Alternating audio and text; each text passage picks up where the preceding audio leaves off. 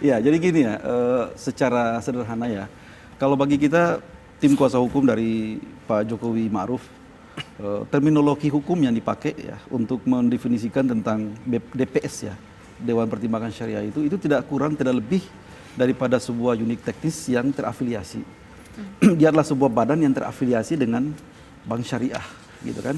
Sehingga tidak punya implikasi apa-apa. Dia itu statusnya sama kok, derajatnya dengan konsultan hukum, sama dengan konsultan pajak gitu, sama dengan orang-orang yang punya expert, punya keahlian tertentu yang dilekatkan kepada badan itu.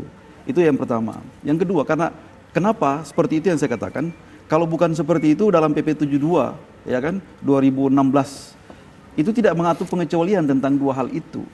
Artinya dua hal yang saya maksud tadi seperti yang Anda katakan tadi, mendapat penugasan dari negara dan melaksanakan tugas-tugas tertentu yang sifatnya teknis. Nah, jadi untuk persoalan DPS ini itu clear sebenarnya bagi kita.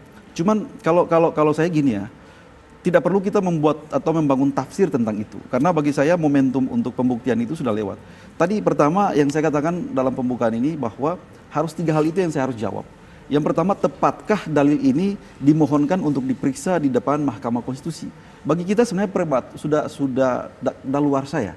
Karena melewati batas waktu. Itu mekanisme yang sudah harus clear pada tingkat proses gitu ya. Berarti di Bawaslu dong begitu ya? Bawaslu dong gitu. Kalau misalkan proses di Bawaslu tidak puas atau misalkan dianggap putusan itu tidak terlalu mencerminkan keadilan ataupun misalkan, maka diajukan ke PT UN biar PT UN memeriksa dan mengadili hal itu. PT UN ini ya. Sekarang kan orang-orang ini tahu baru pada waktu sidang bahwa Kiai Ma'ruf Al-Mukarram ini berstatus seperti itu pada waktu sidang.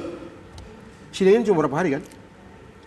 Sekarang kalau misalnya Mahkamah Konstitusi ini pusing, ini begini, udahlah, nggak usah dipertimbangkan. Udahlah, kalau kalian mau persoalkan barang ini, nanti aja persoalkan di TUN.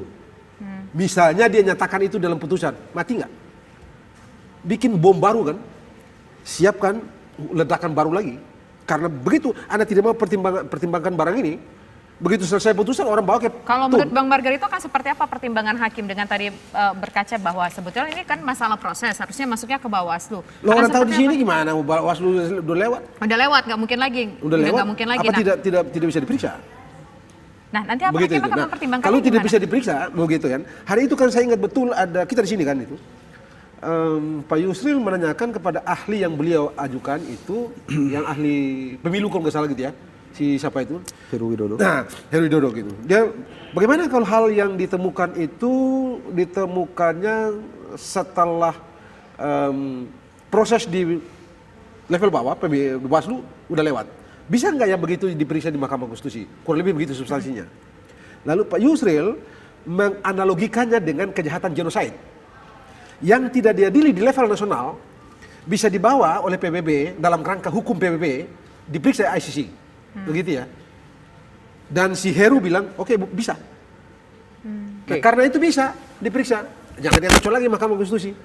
Karena si ahli-ahli dari ahli pihak terkait lo yang ngomong itu.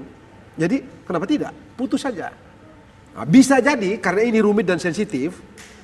Mahkamah Konstitusi bilang, bodo amat dah, nggak usah diperiksa. Jadi sudah bilang dalil-dalil yang lain. Misalnya kalau dia tolak, dia bilang dalil yang lain tidak terbukti, ini tidak pertimbangkan.